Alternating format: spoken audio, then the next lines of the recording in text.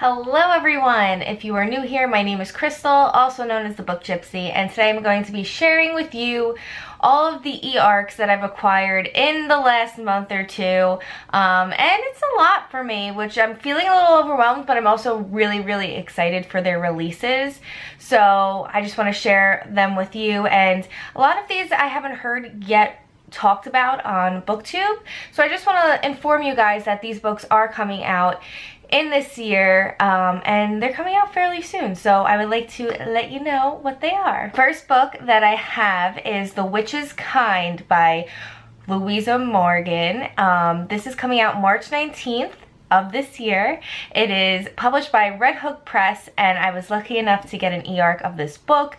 It is by the author who wrote The Secret History of Witches, which I read in 2018, and I absolutely enjoyed it. I read it on my trip to Salem, Massachusetts, and it just really unraveled a lot of stuff for me, and I just felt so at home when I was reading that book. So I am really excited to dive into her next book. It is about a girl and her mother, and they try to keep their secrets buried about their families. It kind of delves into their past, their family history, and all of that mystery. They say it's really good for people who enjoy practical magic, a discovery of witches. It's along those lines. I'm not exactly sure if there will be supernatural elements to this story, as with The Secret History of Witches was very similar to Paula Braxton's type of witch books, where it's more so about the elementals and herb magic and family history and things like that. So I am really excited. Did I mention I was excited to read this book? And I'm definitely going to dive into it very soon, since the release date is coming up rather quickly, and I'd like to have a review up for this book before its publication date. The next book that I have is Wicked Saints by Emily A. Duncan. This is going to be released April 2nd of 2019. This is a highly anticipated book for most people on BookTube. It is highly talked about. It is published by Wednesday Books, which I actually really enjoy a lot of books that they put out. And I'm currently reading Wicked Saints at the moment. I'm not really enjoying it as much as I thought I would. There's a lot of backstory and a lot of characters' names that I cannot pronounce.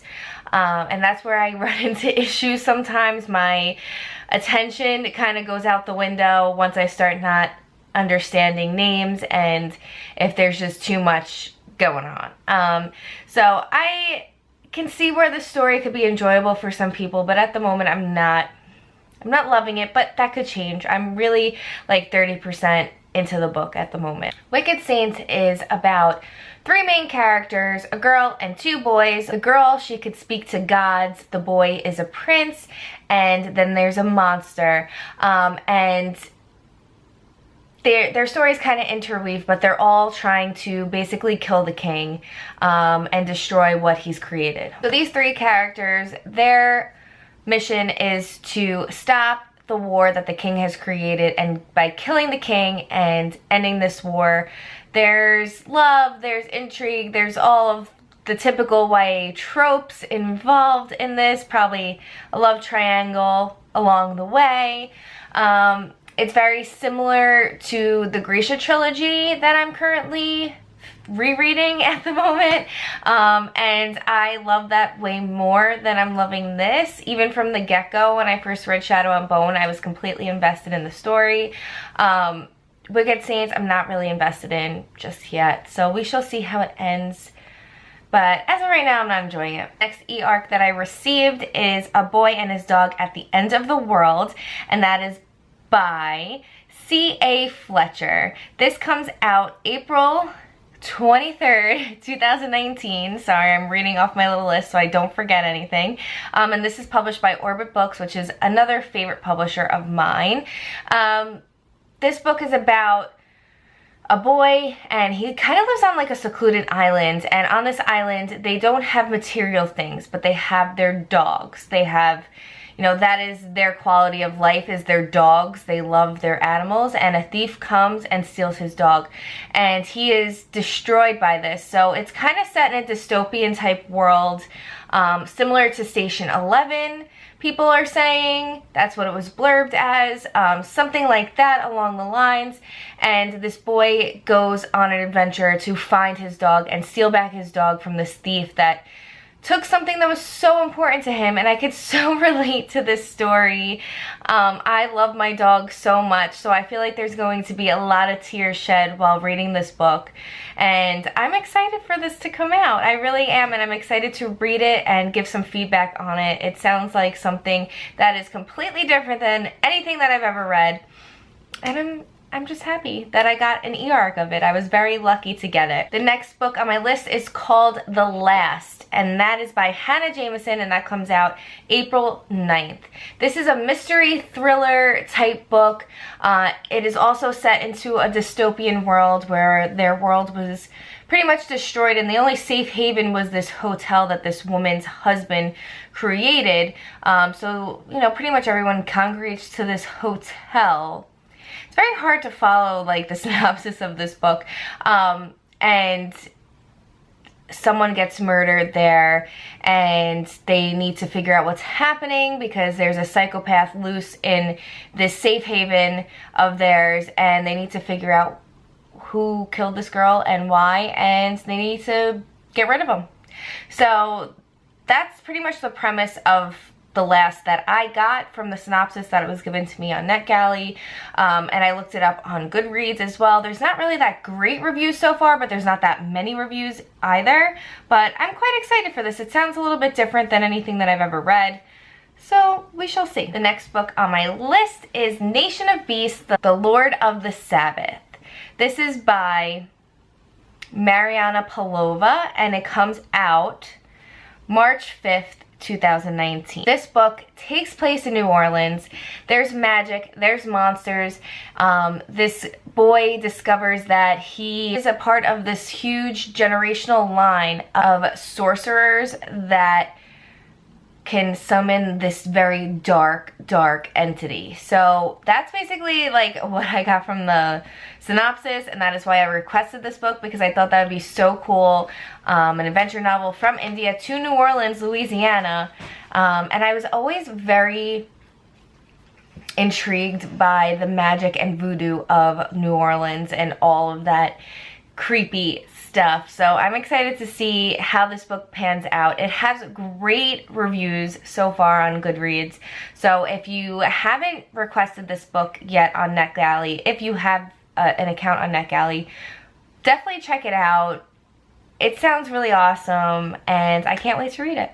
The next book on my list is Hazel and Holly, and that is by Sarah C. Schneider, and it comes out May 16th, and it is published by Double Beast Publishing Company. I'd like to read the synopsis to you on what this book is about, because it sounds so whimsical, but like it's dealing with really dark topics, but at the same time it sounds really fun to read, so I'm excited to get into this. So let me know if you think this is something you would want to read, and yeah, so. Nestled within an enchanted forest is the Grove, a community where witches and warlocks practice elemental magic, brew mystical potions, and lock their cellars against beer-thieving gnomes. Life is quiet and uneventful, well, except when Hazel's long-lost father uses necromancy to trap her dead mother's soul. That simply won't do. Necromancy is forbidden in the Grove, and for good reason, too. Nobody wants filthy corpses shambling around, mussing up one's garden. Hazel is determined to find her father and undo his treachery, but despite Hazel's plans of becoming a one-woman army, she can't do everything alone. It's not until wild sister Holly convinces her to leave the house for once and go to a party that Hazel finds a pair of unlikely allies in two bickering warlock brothers. Together, the four of them go on a journey that takes them out of the Grove and into a world where necromancy reigns and the dead won't respectfully stay in the grave. Hazel will do whatever it takes to stop her father and save her mother's soul, even if it means turning to necromancy, even if it means losing her friends, because they would never help a necromancer, would they? So to me, this just sounds like a fantastical journey of witches, warlocks, magic, gnomes, fairies, all of the such, all of the fun fantasy that I really enjoy. So I'm excited to get into that and read that, and that does come out that does come out May 16th of this year, so if you want to read a book like this, make sure you add it to your TBRs. The next book that I have an e-arc of is House of Salt and Sorrows, and that is by Erin A. Craig, and that comes out August 6th of this year. This is by Delacorte Press, and this book sounds like, I want to say it was like 12 Dancing Girls, or something along the lines. I think that's like a fairy tale. I'm not exactly sure. Correct me if I'm wrong, let me know. But this is about sisters that live on this island estate, and they're just dying. Like, in the middle of the night, there's random weird deaths with these sisters. And come to find out, one of the sisters kind of does her little sneaking around to figure out what's going on, and she's finding that her sisters are dancing with someone at night, or people at night. And who are these people? What are they? Are they ghosts? Are they demons? Like, what is happening in this estate, and why are these weird deaths happening, like just randomly to her sisters? And they're not like normal deaths either. They're just very strange. So it's basically her trying to figure it out and hopefully preventing more deaths to come. The tagline on this book is "Be careful who you dance with." So I definitely think these girls are being memorized into a dance and then like dropping dead, basically. So I'm curious to see how this pans out. I haven't read any of these books, so I can't really give you a clear synopsis of what they are about, but from what I gather, this is like what it's about, and it sounds pretty good. It sounds different than anything that I've read recently. It could go along the lines of like Hester Fox's The Witch of Willow Hall, kind of that creepy gothic vibe I'm getting. So I'm excited to see how this book pans out, and hopefully not all these sisters die, because that would be really sad for the family, like really sad. The next book I have here is Here There Are Monsters, and that is by Amalinda Berube. I'm sorry if I did not pronounce that correctly. I feel tongue-tied saying that name. It took me a couple tries. Even though you're watching this on one try, it took me like 100 tries to get that out. This comes out August 1st, 2019, and this is by Source Books Fire, and this is a pretty interesting story as well. This is about sisters, and I'll read you the synopsis this way in case you want to request this book on NetGalley yourselves. I think it was just released on there. It came up, and a couple days ago I requested it and I got it instantly. So if this is something you're interested in, they do have extra galleys of it on NetGalley. The Blair Witch Project meets imaginary girls in this story of codependent sisterhood, the struggle to claim one's own space, and the power of secrets. 16-year-old Sky is done playing the knight in shining armor for her insufferable younger sister, Deirdre.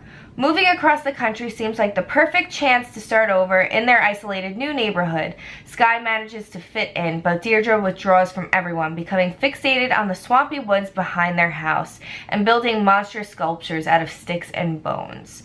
Then Deirdre disappears, and when something awful comes scratching at Sky's window in the middle of the night, claiming she's the only one who could save Deirdre, Sky knows she will stop at nothing to bring her sister home.